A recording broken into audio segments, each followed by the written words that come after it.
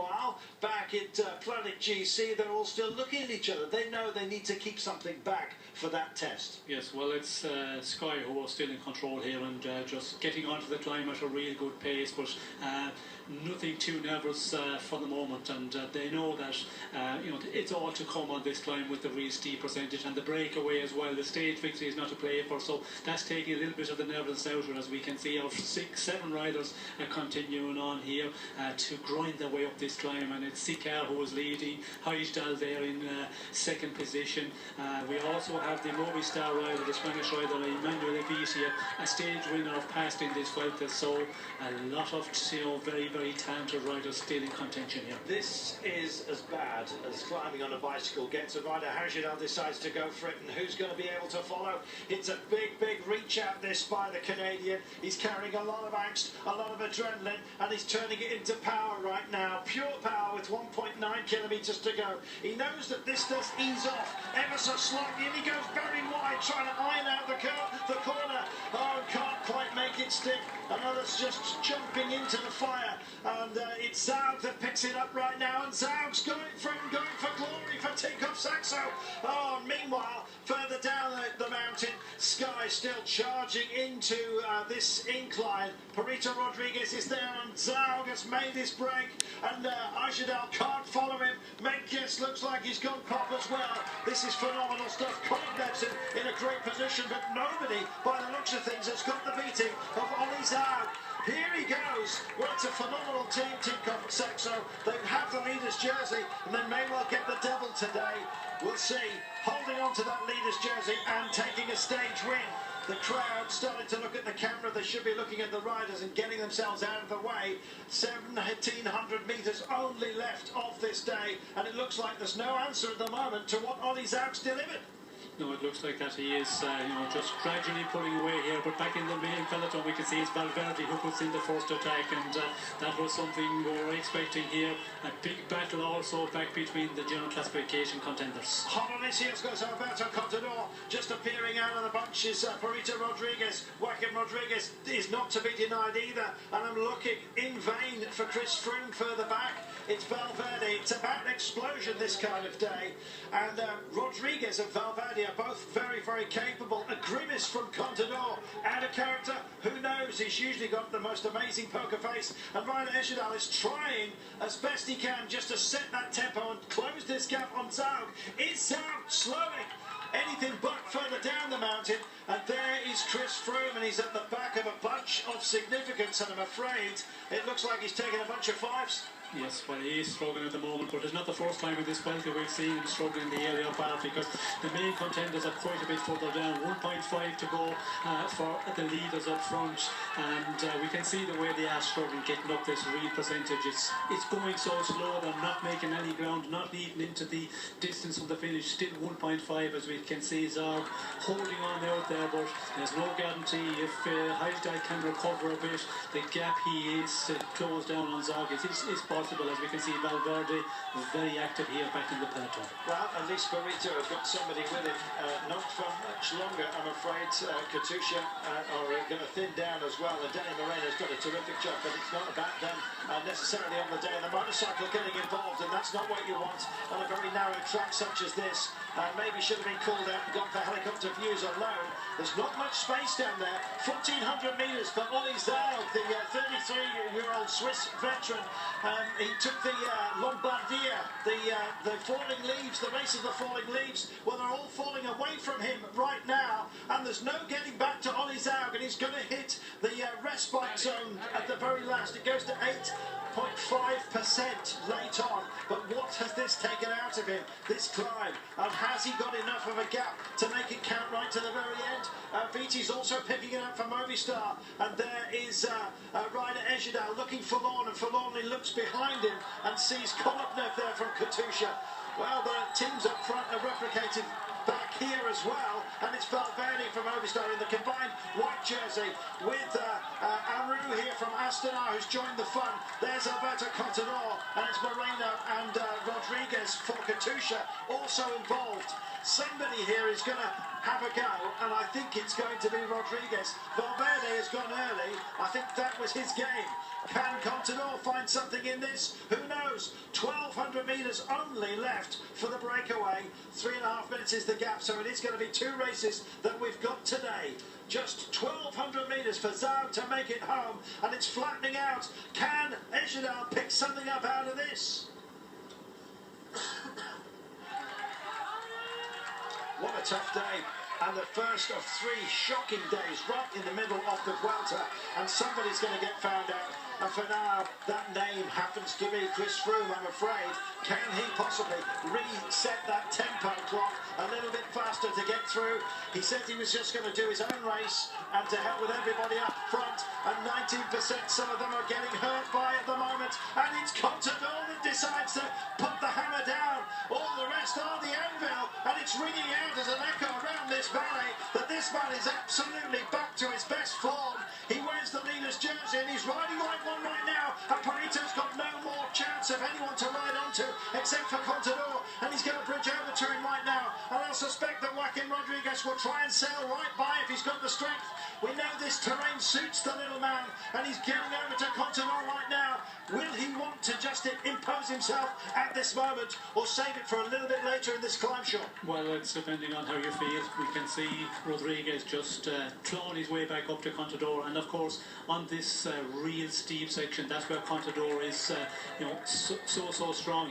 The steep ones he can get up very well, but we can see Rodríguez is back to him here. We can see Valverde, Arroyo is also making ground here, a little bit off, and Valverde just a bit further down, but Rodríguez is content to sit on the wheel of Contador for the moment. Well, Valverde was the first to reach out and grasp the nettle, and we suspected that might well have been all he could possibly do. We suspected that all Chris Froome could possibly do was set a rhythm, but it's a great rhythm, and he's dancing up this mountain and dancing back at least towards Valverde at the moment. But this is Contador versus Rodríguez versus Arroyo, who looks like he might well be fading it ever so slightly, the young Italian as well. Just behind, as you look through the motorcycles, you see Valverde, and not that far behind now is Chris Froome, who's making his way back in. This is fantastic stuff. It's a real battle on this mountain, Sean. We knew this was going to be the case, but this is amazing. Yes, well, with the gradient, you're guaranteed there are going to be a battle between the big favourites, and that's what we're seeing on our screen at the moment. Contador having difficulty to hold off Rodríguez. He's made contact with him here. Arroyo has also made it back, and we can see Rodríguez.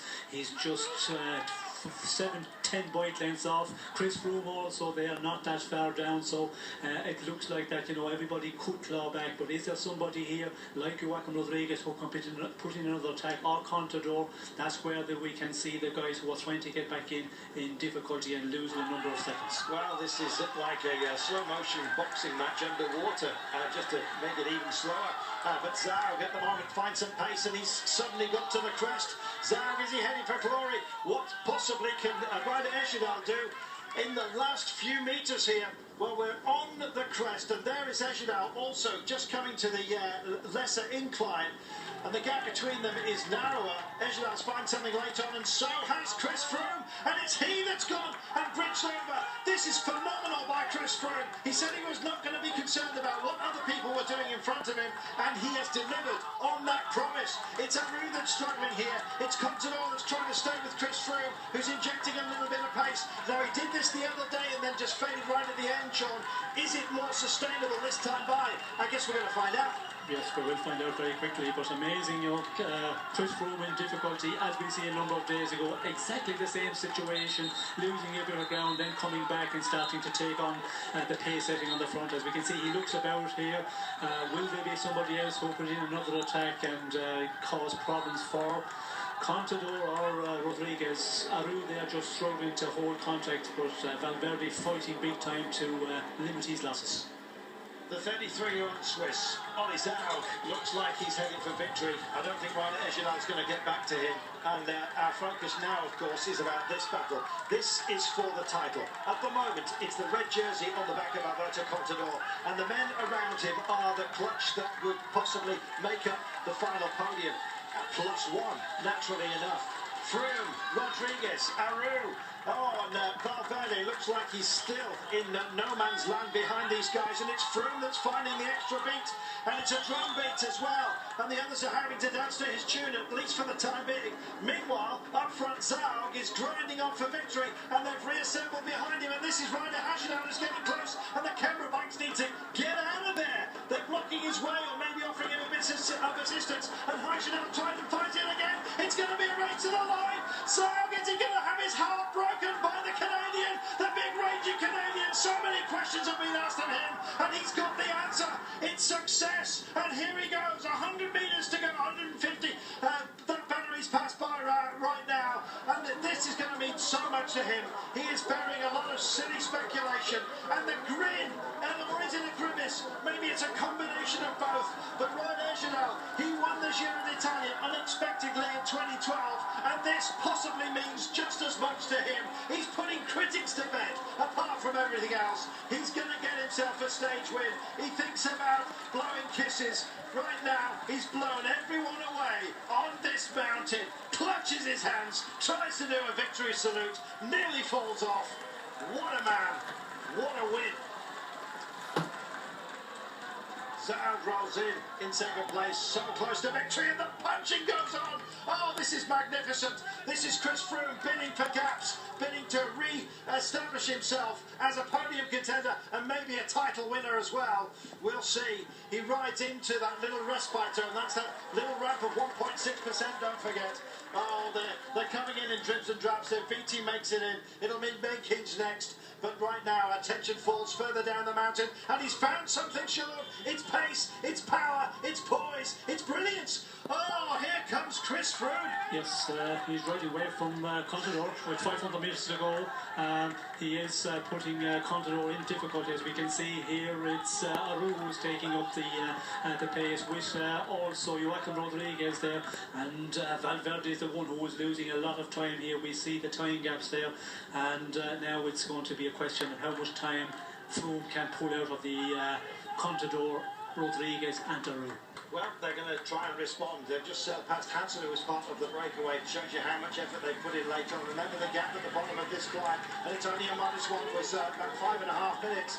Well, right now, Chris Froome is thinking about seconds, and these guys are thinking about places, podium places, and are they seeing one just being handed over here, courtesy of their inability to close this gap? Is it that, though?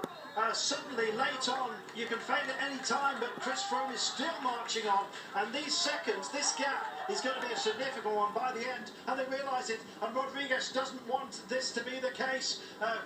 Contador can do nothing but get on his wheel at the moment. Rodríguez grinding up for the Spaniards right now. It's a Spanish duo chasing down the Kenyan boy Brett as they head for the line, and that gap is narrowing between these two. It's Valverde that's going to suffer today, and maybe Arroyo just a little bit. He might take a step forward as well. We'll see. It's still all to be decided these last 100 metres. What's the gap going to be, Sean, and how significant? This is the end. The line doth beckon, and it looks like this trio might well come in with the same time. Yes, 100 metres ago we can see it's Joaquim Rodríguez who is just fighting there to close down with Valverde, or Contador in his wheel, sorry, and Contador really suffering as well, having a look around there, losing ground, so gaps appearing. There will be a little bit, maybe a second for Froome ahead of Joaquim Rodríguez and Contador with 3 seconds maybe. 3-4 seconds, maybe even 5, Sean. Hits the line right now, then comes Arroyo, and then we look back for Valverde, who will surely appear in the white combined leader's jersey. But Chris Froome, what a gutsy performance, and you can see how he was wrestling for every single one of those seconds, trying to keep a gap and trying to assemble an assault on the red jersey. Here comes Valverde.